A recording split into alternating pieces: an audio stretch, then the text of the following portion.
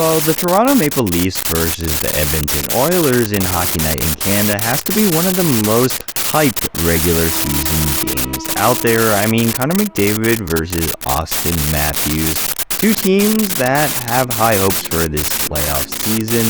What else could you ask for, really? Well, the thing is, this game didn't really turn out to be the showdown between Matthews and McDavid, as a lot of people would have expected, as Matthews was held off the board despite the Leafs scoring 5 goals before the third to build a 5-0 lead, and McDavid didn't pick up any helpers until the third, although he did still get 3 as the Oilers almost mounted a comeback thanks to a trio of man advantage goals. And heck, if this post from RNH had went in, the Leafs probably would have given up a 5-0 lead and lost, but the hockey gods smiled favorably upon the hockey mecca tonight as Austin Matthews was able to ice the game with this empty netter, and what's funny is McDavid seemed to say something to him while he was shooting the puck. Now, I have no idea if this was a chirp, but it clearly didn't rile up Matthews. To be fair, not a lot does, but I definitely think McDavid was frustrated not being able to beat this Leafs team in such a high-profile game, and probably their last meeting for a while unless they both make it to the finals. How improbable of a legendary would that matchup be?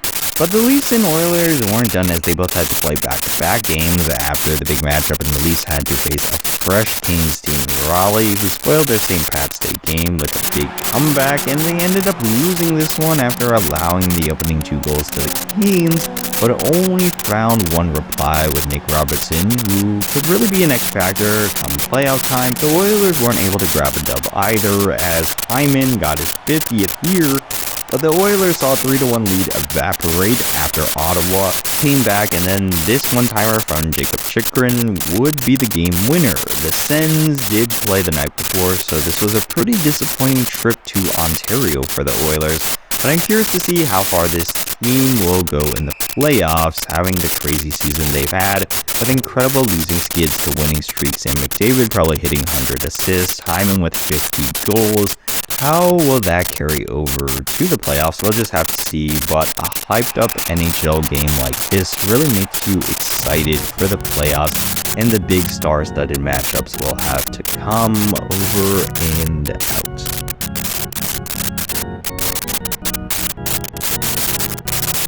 You guys know I've been banging the drum all season that Zach Hyman, while he does benefit a lot from playing with McDavid, he's not just a McDavid merchant. He does a lot of things incredibly well the guys who played with McDavid before haven't done. That's why he's going to get to 50 where those other guys didn't.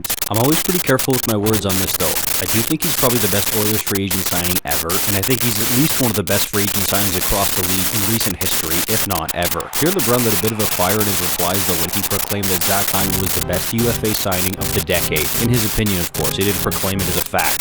Can you guess which group of fans was the most upset about this, thinking that they have a player who was signed in the past decade who was a better UFA signing than Hyman? If you guessed the Rangers and Artemi Panarin, congratulations. Ilya Bryzgalov's going to come to your house tonight and give you a lecture on the humongous big universe. It's actually a super interesting debate. Look, Panarin is clearly the better player. He is better than Zach Hyman. He's been a superstar for the New York Rangers since he signed that deal. I mean, they would redo that deal again 10 times out of 10. That's the biggest Ranger fan argument on this one. Panarin has 438 points in 338 games since signing. He's been fantastic as a Ranger. To be clear, he was also a star in Columbus and Chicago, it's just that since he's put pen to paper with the Rangers, he's just taken it to a whole other level, especially this year. The biggest argument for the fans who think it's Hyman is to compare the salary. Sure, Panarin's a better player, nobody's disputing that, but he's making 11.6 a year. He's expected to produce like this every single year. Hyman's making less than half of that, which means they're getting better value out of the contract, which makes it a better UFA signing. That's why this is super interesting, because it depends where you stand on this. Like, do you think getting a franchise-altering dynamic, one of the best offensive players in the league, that can consistently get you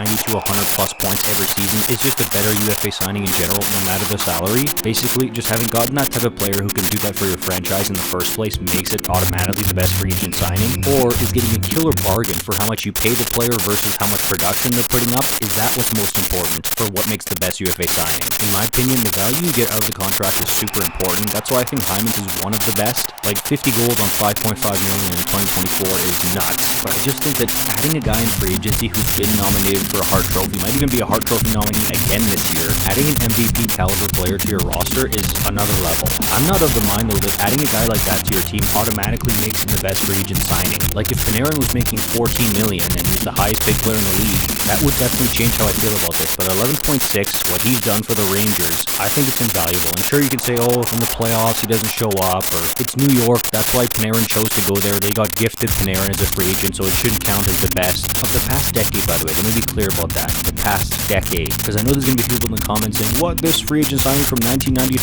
is way better than those two. What are you talking about? People like to bring up last year's playoffs and say, oh, look what a terrible playoff performer he is. Go look at the playoff run before that. And even the 2019 Blue Jackets run. Like, let's not pigeonhole him as a bad playoff performer based on one 7-game series. Let me know your thoughts in the comments, and obviously your choice between these two. If you want more Rangers videos, Oilers videos, you know what to do. Let me...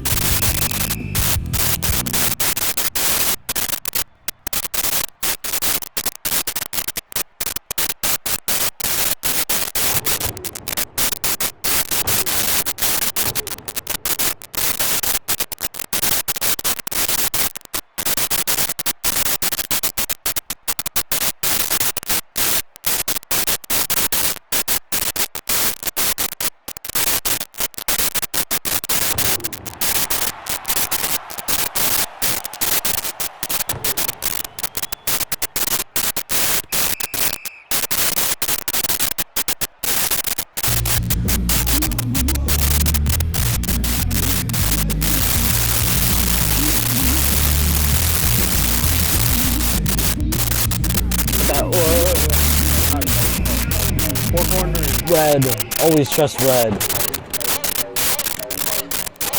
1 on 4 chance. 1 on 4 chance. I think we're dead. Oh, nothing happened.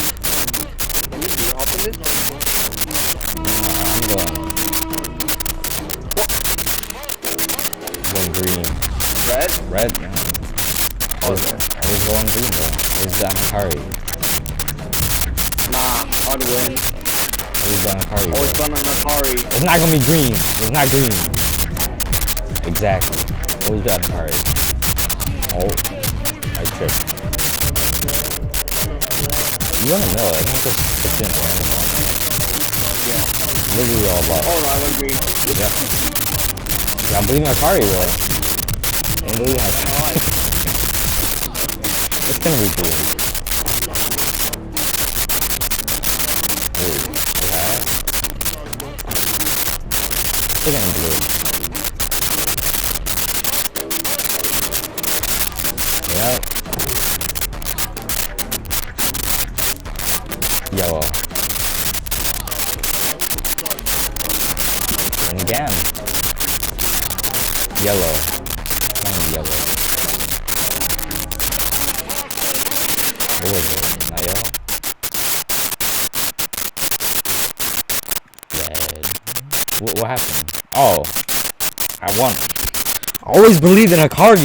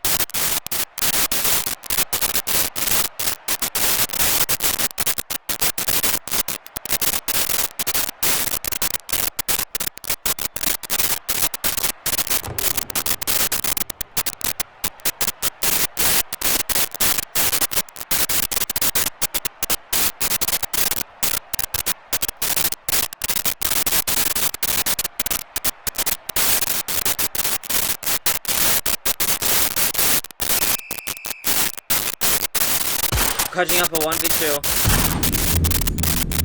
And they're both in box fights.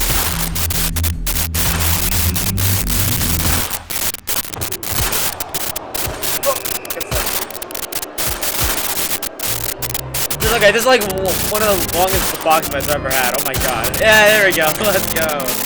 Touching up a 1v2. And they're both in box fights.